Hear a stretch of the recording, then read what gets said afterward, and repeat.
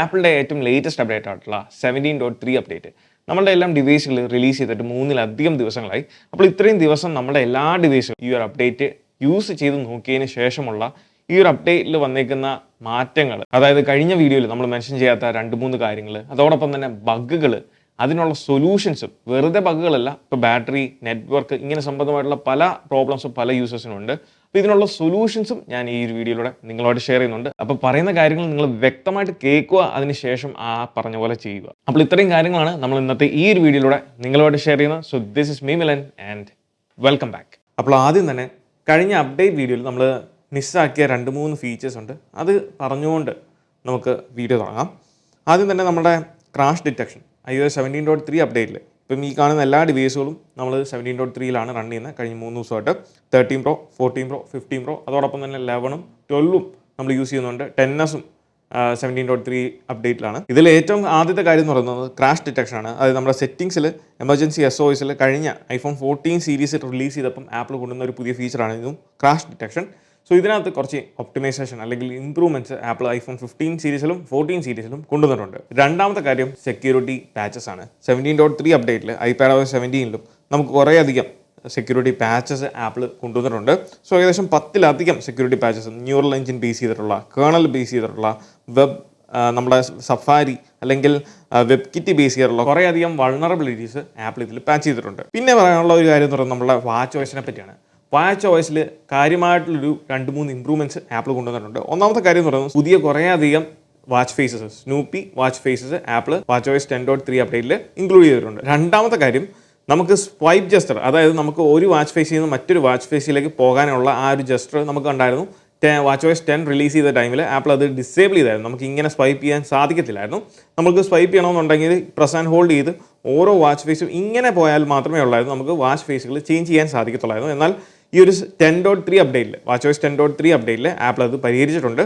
അതെങ്ങനെ ആക്സസ് ചെയ്യുന്നത് വെച്ചാൽ സെറ്റിംഗ്സിൽ പോവുക. സെറ്റിംഗ്സിൽ താഴത്തേക്ക് നമ്മൾ സ്ക്രോൾ ചെയ്യുമ്പോൾ ക്ലോക്ക് എന്ന് പറയുന്നൊരു ഓപ്ഷനിലേക്ക് വരും. ക്ലോക്ക് ഇതിൽ ടാപ്പ് ചെയ്ത് കഴിഞ്ഞാൽ swipe to switch watch faces എന്ന് പറഞ്ഞ പുതിയ ഓപ്ഷൻ, ഇത് ഡിഫോൾട്ടായിട്ട് ചിലപ്പം എനേബിൾ ആയിരിക്കാം, ചില ഡിവൈസുകൾ ഡിസേബിൾ ആയിരിക്കാം. എനിക്ക് ഈ ഒരു ആപ്പിൾ വാച്ച് അൾട്രയിൽ ഞാൻ ഇൻസ്റ്റാൾ ചെയ്തപ്പം 10.3 അപ്ഡേറ്റ് ചെയ്തപ്പം എനിക്കിത് ഡിസേബിൾ ആയിരുന്നു. സോ അത് ഞാൻ വീണ്ടും ഈ സെറ്റിംഗ്സിൽ വന്ന് റീ എനേബിൾ ചെയ്യുമായിരുന്നു. സോ ഈ ഒരു ഫീച്ചർ, ആ ഒരു ജസ്റ്റർ നമുക്ക് സ്വൈപ്പ് ചെയ്ത് വാച്ച് ഫേസുകൾ മാറ്റാനുള്ള ഓപ്ഷൻ ആപ്പിൾ തിരികെ കൊണ്ടുവന്നിട്ടുണ്ട്. ഇതിൽ മൂന്നാമത്തെ കാര്യം യൂണിറ്റി വാച്ച് ഫേസ്. നമ്മുടെ ഐഫോണിലുള്ള പോലെ തന്നെ യൂണിറ്റി വാച്ച് ഫേസുകൾ ആപ്പിൾ ഇതിലും കൊണ്ടുവന്നിട്ടുണ്ട്. നമുക്ക് യൂണിറ്റി ബ്ലൂം വാച്ച് ഫേസ് ആണ്. ഇത് ഫുൾ ബ്ലൂം, അതോടൊപ്പം തന്നെ സിംഗിൾ ബ്ലൂം എന്ന് പറഞ്ഞ 2 വാച്ച് ഫേസുകളാണുള്ളത്.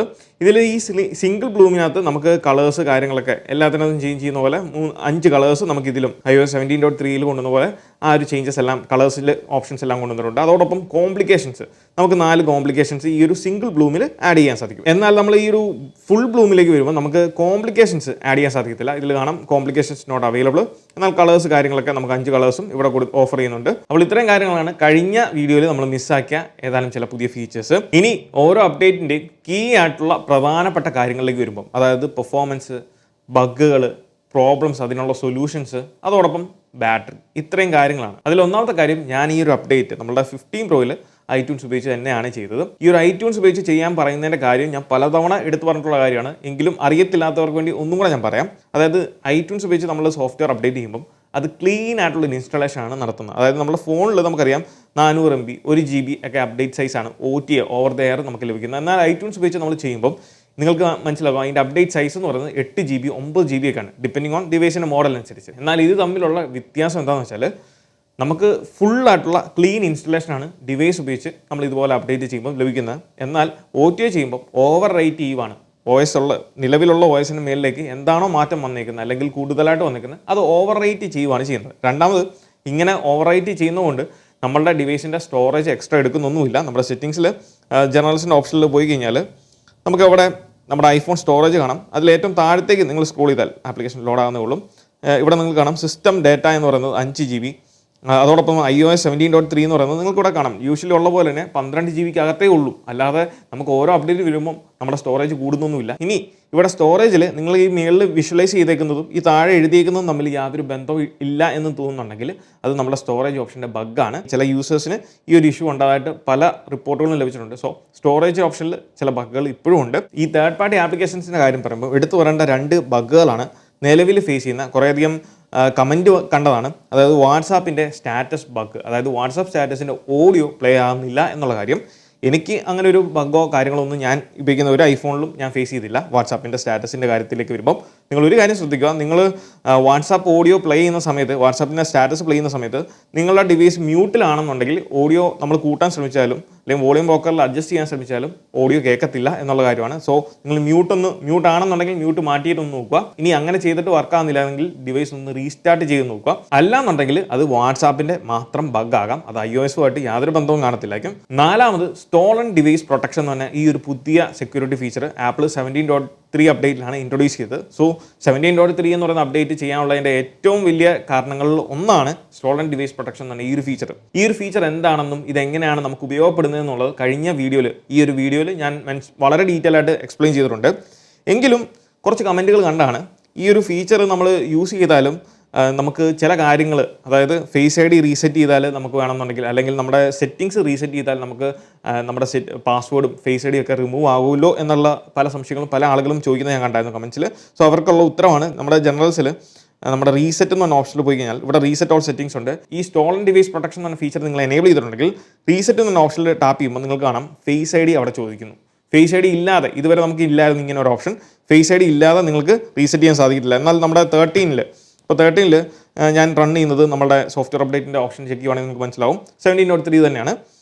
ഇപ്പോൾ ഇതിൽ ഞാൻ ആ ഒരു ഓപ്ഷൻ എനേബിൾ ചെയ്തിട്ടില്ല. അതുകൊണ്ട് തന്നെ നമ്മൾ റീസെറ്റിൻ്റെ ഓപ്ഷനിൽ ടാപ്പ് ചെയ്ത് കഴിഞ്ഞാൽ നമുക്ക് ഡയറക്റ്റ് നമ്മുടെ ഫോണിൻ്റെ പാസ്വേഡാണ് ചോദിക്കുന്നത്. രണ്ടാമത്തെ കാര്യം, സ്റ്റോളൺ ഡിവൈസ് പ്രൊട്ടക്ഷൻ എന്ന ഈ ഒരു ഫീച്ചർ നിങ്ങൾ ടേൺ ഓഫ് ചെയ്യാൻ നോക്കിയാൽ നമുക്ക് ഫേസ് ID ഇല്ലാതെ ഒത്തൻറ്റിക്കേറ്റ് ചെയ്യാൻ സാധിക്കത്തില്ല. അതുകൊണ്ട് തന്നെ നമ്മുടെ പാസ്കോഡോ അല്ലെങ്കിൽ ഫേസ് ID റീസെറ്റ് ചെയ്യാൻ സാധിക്കത്തില്ല. ഫേസ് ID വേണം അവിടെ. ഈ ഫേസ് ID തന്നെ റീസെറ്റ് ചെയ്യണമെന്നുണ്ടെങ്കിൽ ഫേസ് ID ഒത്തൻറ്റിക്കേഷൻ അവിടെ വേണം.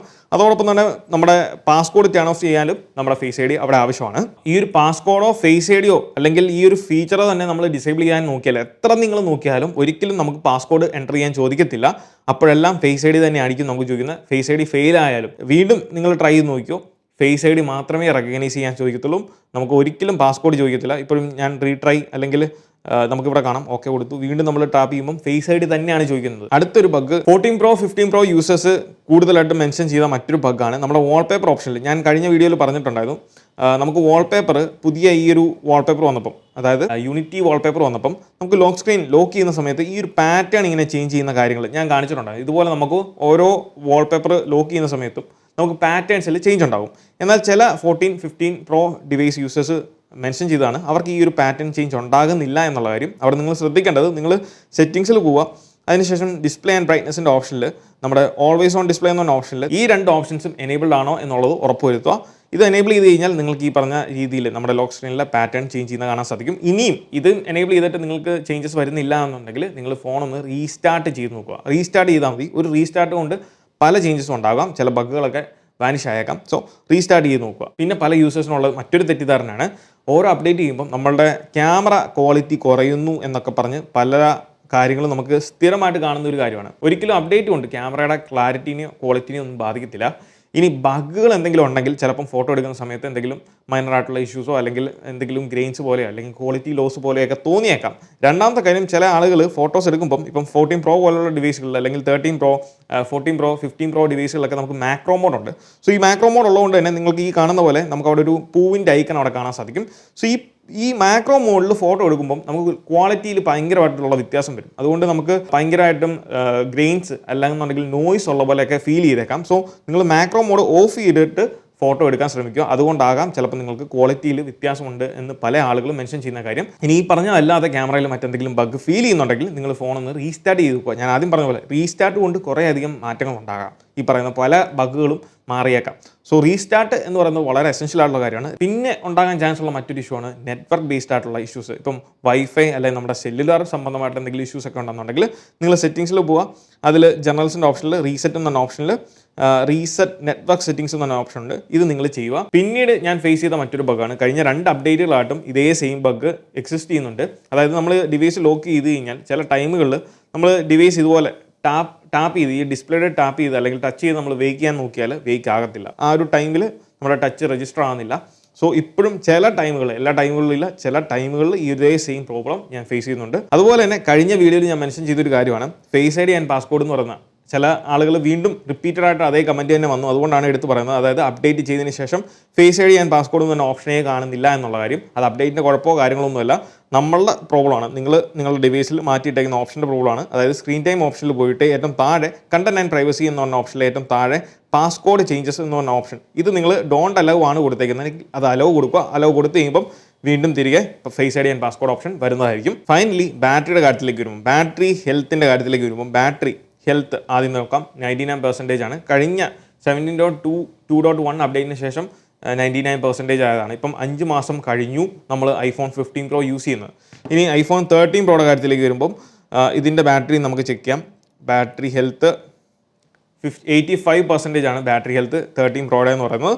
അതോടൊപ്പം തന്നെ നമ്മളുടെ 14 Pro 87% ആണ് 14 Proയുടെ ബാറ്ററി ഹെൽത്ത് എന്ന് പറയുന്നത്. ഇനി ബാറ്ററി ബാക്കപ്പ് പെർഫോമൻസിൻ്റെ കാര്യത്തിലേക്ക് വരുമ്പോൾ ആദ്യം തന്നെ ബാറ്ററി ബാക്കപ്പ് കുറേ അധികം ഫീഡ്ബാക്ക് പല ഡിവൈസുകൾ ഉപയോഗിക്കുന്ന ഐഫോൺ 12, 13, 14, 15 ഒക്കെ യൂസ് ചെയ്യുന്ന പല യൂസേഴ്സിന് കയ്യിൽ നിന്നും ലഭിച്ചൊരു ഫീഡ്ബാക്ക്, ചില ആളുകൾക്ക് ബാറ്ററി ബാക്കപ്പ് നല്ലപോലെ ഉണ്ട്, എന്നാൽ ചില ആൾക്കാർക്ക് ബാറ്ററി ഡ്രെയിനിങ്ങും ഫീൽ ചെയ്യുന്നുണ്ട്. എനിക്ക് പേഴ്സണലി ചെറിയ തോതിൽ ബാറ്ററി ഡ്രെയിനിങ് ഫീൽ ചെയ്തിട്ടുണ്ട്.